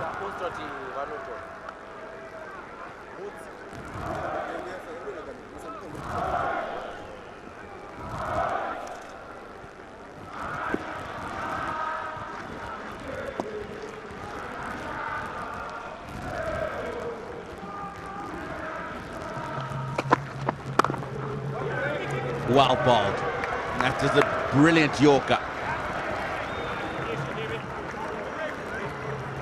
So it means halfway through this over, Zimbabwe have only got 2. And that's why it's so important to get back on ball, because if you do get back on ball, your partner then can go for it. It's a good run by Wellington to get himself back on strike.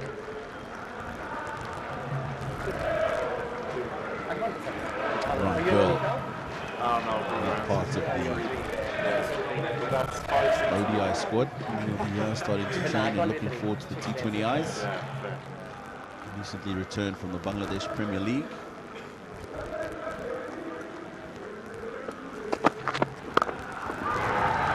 Well hit and gets away from Tector. So 4. Yep, that helps. You can actually see what Tector's trying to do. He's trying to attack the ball, but he misjudges it a touch. The slower delivery once again. The timing, the placement is good. He's trying to attack the ball, but unfortunately, or rather fortunate for Zimbabwe, finds the gap and a boundary. Now you look at 𝗂𝗃𝗃𝗃, 33 now from 33. And this is what I was talking about. If he gives himself a little bit more time with the extra boundaries he'll get towards the end, that strike rate will come up. And the call is for 2 and they'll get it very easily. This is good tactical cricket from 𝗂𝗃𝗃𝗃. So many opportunities for runs, isn't it? If you just bet clever. It's 8 runs so far, there's still 1 to go. We said 6. It's the minimum that Zimbabwe need per over. They've got 8 now. And just clever. You need a boundary, and then it's a big area on that leg side. Just good nudge on the leg side and call for 2, and good running his partner. Agreeing to his call of 2 there. Gone too far across, 𝗂𝗃𝗃𝗃. Looking to work it into the onside for the single and to retain the strike. And his contribution comes to an end, courtesy Graham Hume. Yeah, wonderful bowling that by Graham Hume, and it's also good awareness by him as well, because generally he's been trying to bowl the cutters, bowl the slower deliveries, and this time he just goes Yorker length on leg stump, and he's just moved too much to that off stump. Here's Wellington Matakata. He played a nice innings though of 35. Zimbabwe are 232 for 8.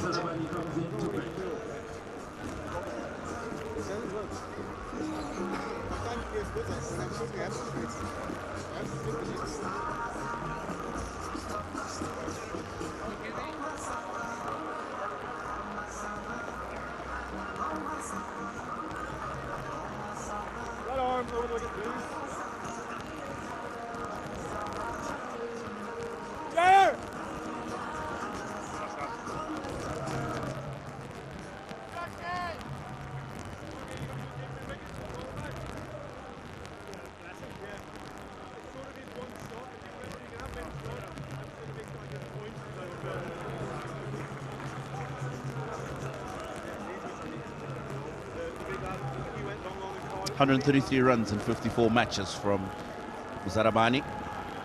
Best of 17, so you can't expect too much. Two fast bowlers coming together. This was the dismissal of Masakadze. Just went across the stumps a little too far. And the idea was good, the execution not so good.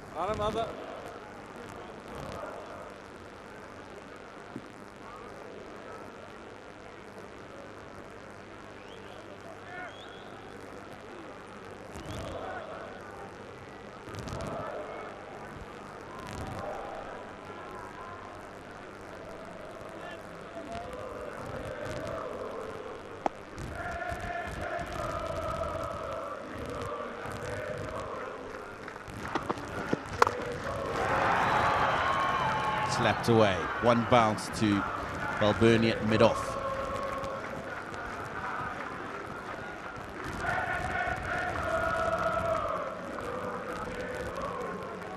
Center. Middle.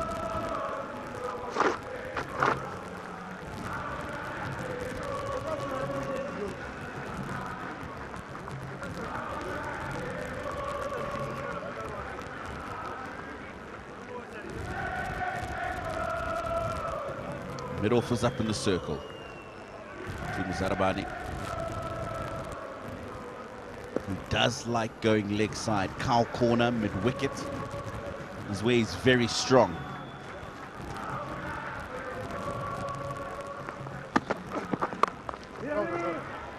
About slow ball. I think that's come out the back of the hand. Yeah, what you don't want as a Zimbabwean team is to get bowled out. And you don't bet your whole ration of your overs. What's important is to make sure that you bet your overs, and then that's when you get to 250. Psychologically, it's not bad as a team when you get to 240. That's well bowled. He's very skillful. There is bowls the off cutter as well, so a lot of variations in his armory.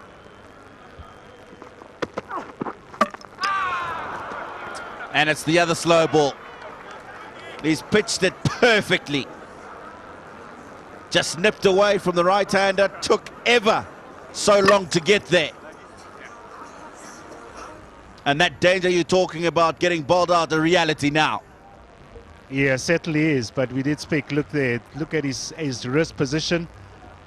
Back of hand, seam up, and as a batter, lower order batter, it's difficult to pick that because it comes seam up and well disguised by the bowler. Muzurabani, he's gone without scoring. Zimbabwe now 233 for 9.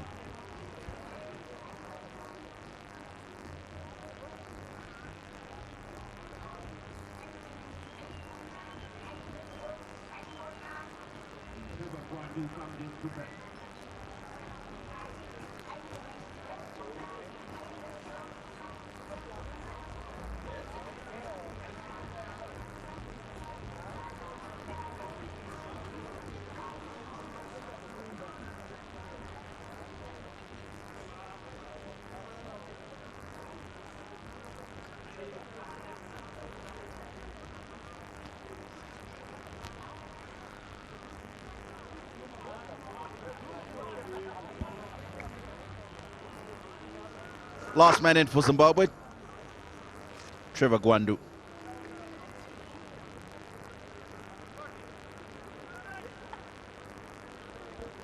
Just good skills. He's like waiting for it. Just see him up. And it just moves away as it hits the pitch.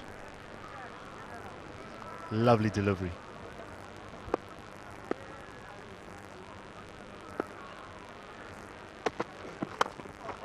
Oh, it's a good Yorker. This one, pace on, straight at the middle stump. He's done well to keep that out. And Zimbabwe are going to leave a lot of deliveries in this innings.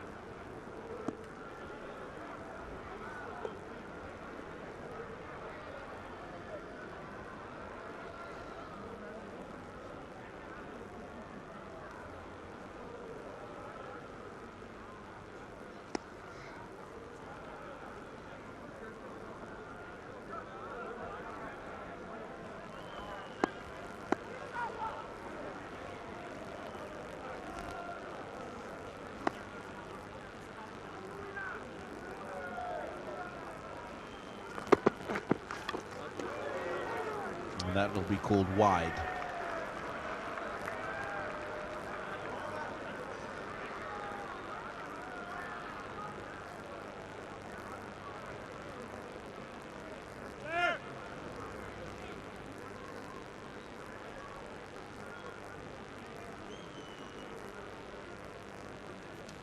Quick change in the field. 𝗵𝗺𝗀𝗃𝗀𝗃 comes in from deep square to square leg.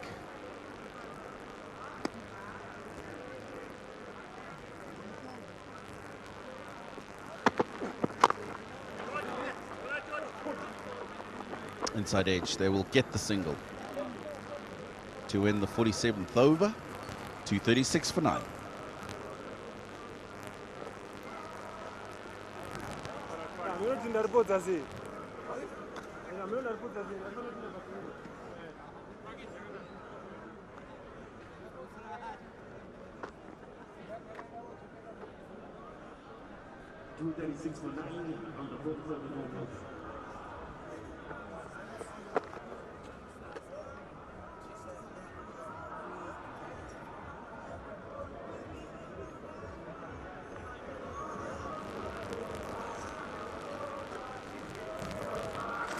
Right up above 5 now, and it's not been up there too often.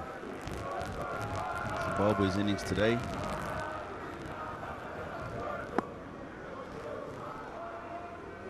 They will get past 250 if they carry on like this for the next 3 overs. However, they have 1 wicket remaining in the innings.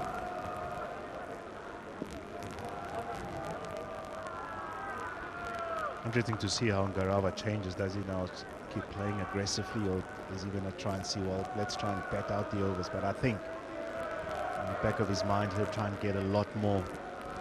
Still try and clear the boundary if the opportunity arises.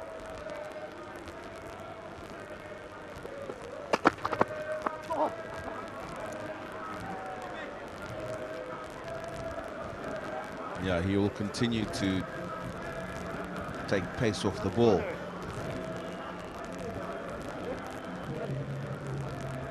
I don't see that over here looking to rotate the strike and get his partner on. He will feel, I'm now the senior partner, I will take charge. Taking charge, will be looking for boundaries, because I don't think he trusts going to just hang around for too long. Take the single this time.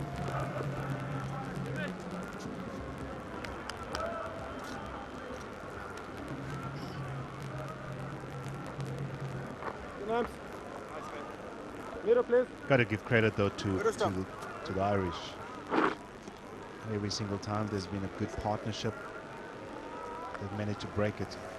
A wonderful spell though by 𝗂𝗃𝗃𝗃, picking up those 3 wickets.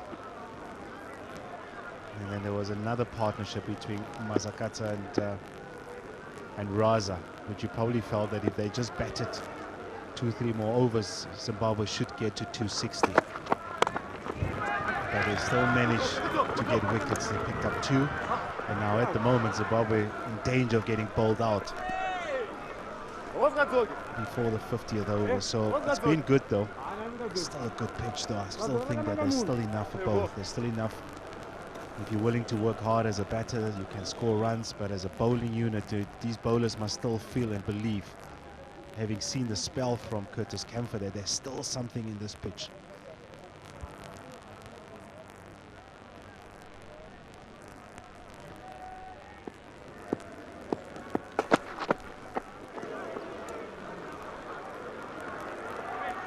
Yeah, he certainly favours going leg side when he's trying to hit the ball.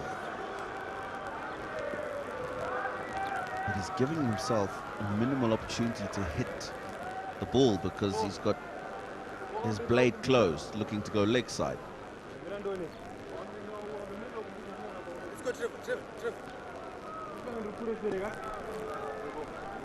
What's he going to do here?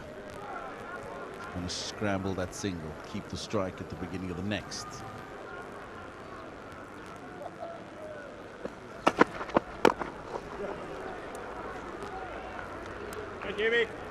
He'll get the single.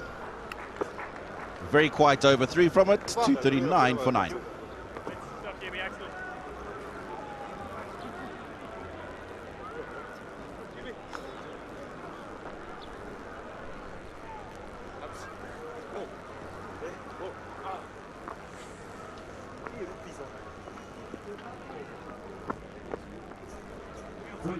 was going to 239 for 9.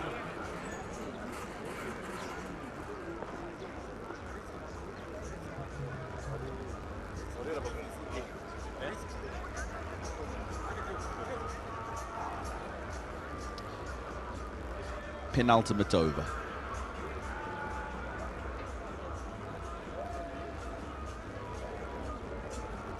And the crowd starting to fill up on that grass bank.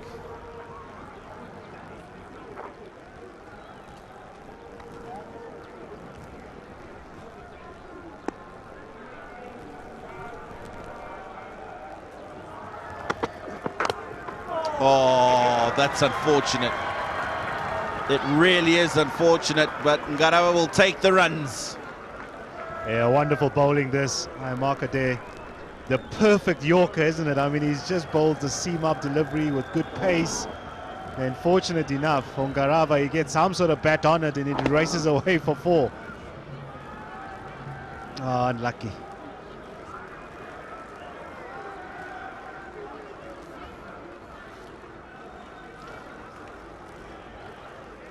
.250 within touching distance.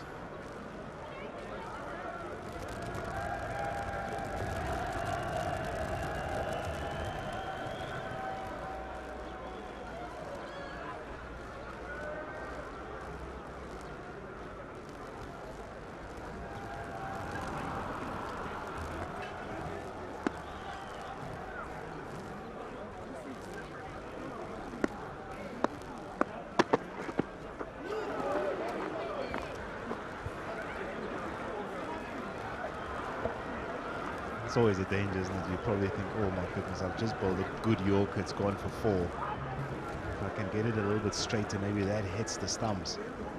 But the variations of the modern cricketer, though, I don't want to be predictable, because I just need to change it up.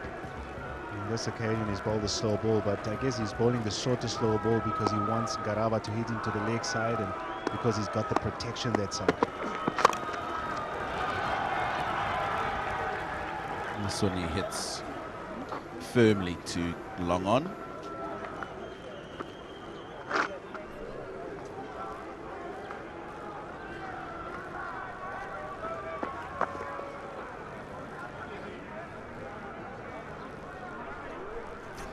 There's a mid-off again to 𝗁𝗚. The boundary fielders, very square point, and third. Well bowled. Ooh, called wide.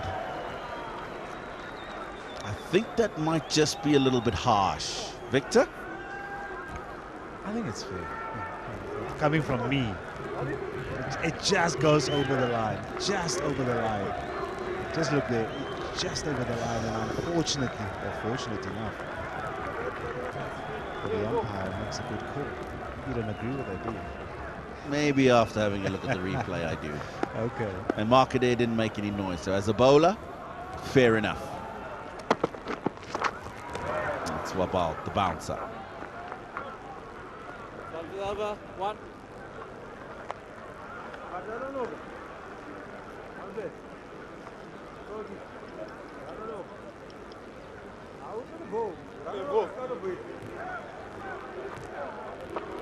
Yeah, I don't see 𝗁𝗃𝗍 pitching the ball up to 𝗁𝗚. Certainly not outside the off stump because of the way his field is. Slow ball bouncer. He wants the single, and it's a good call from Garawa, asking him to stay put.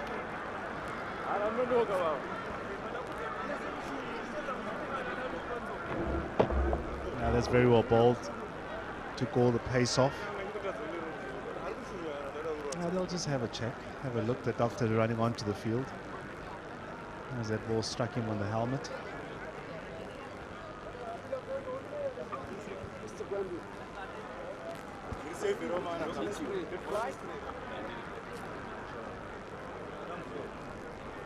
Yeah, it's taken an age to get to 𝗁𝗚, that's slow ball bouncer. I've always wondered what kind of questions the team doctor or physiotherapist poses to the players for this concussion test. Sometimes you see them holding up a couple of fingers, waving them about. He's got a big smile on his face, so I think he should be okay. I think the more dangerous ones are the ones that hit the helmet flush on, as opposed to that slow ball bouncer, which just hit the visor as that did.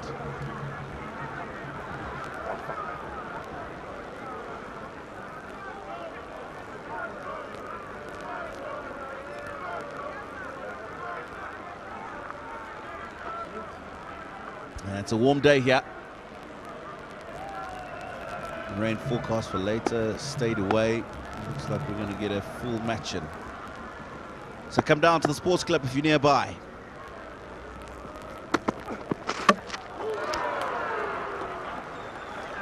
𝗁𝗃𝗍 gets another, and Zimbabwe's final wicket. It was very good today. And he's got some really good returns for himself. 4 for 54. 3 for 54, beg your pardon, for 𝗁𝗃𝗍.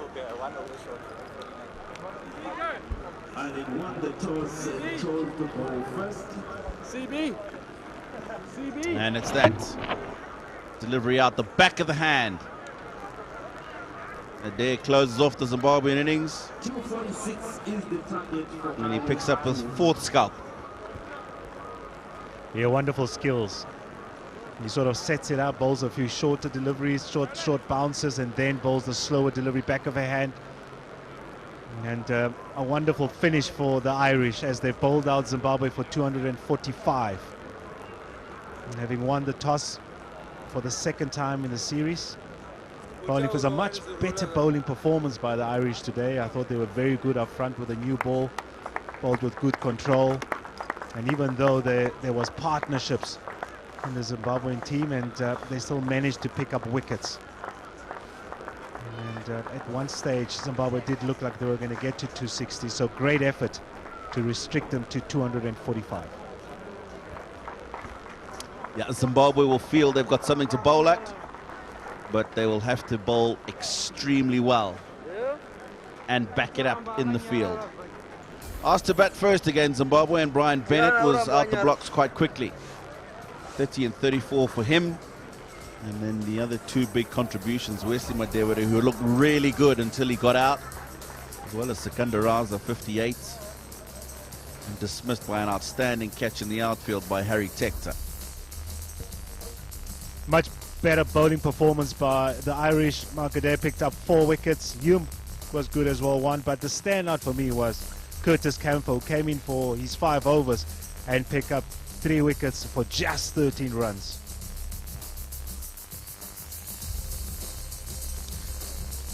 Brian Bennett started off where he left off and played some glorious strokes. For the time that he was out in the middle, he's very strong, extra cover and square on the offside. This delivery, just the length pulled back, and that was his undoing. Craig Ervin just pushing at one that wasn't quite there for the drive. Ball not coming on to the bat so well this morning.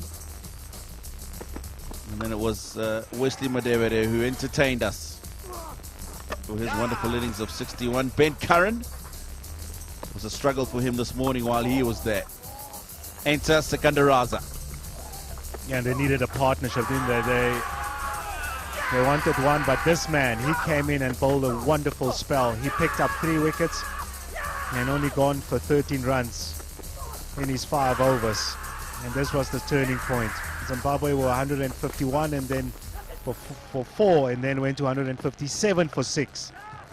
Another partnership developed between Raza and Mazakata, and then a brilliant catch by Tector on the boundary to break that partnership. And a few boundaries, but at the end it was the Irish that bowled really well to bowl out Zimbabwe for 245. Yeah, a bit of luck for Ngarawa towards the end of the innings, but it was Gwandu, the final man to go, falling 5 short of the 250 mark. Zimbabwe a psychological target, but Ireland, to level the series, will need 246 at 4.92 to the over. So don't go away. We'll be back with you in about 25 minutes time with the run chase.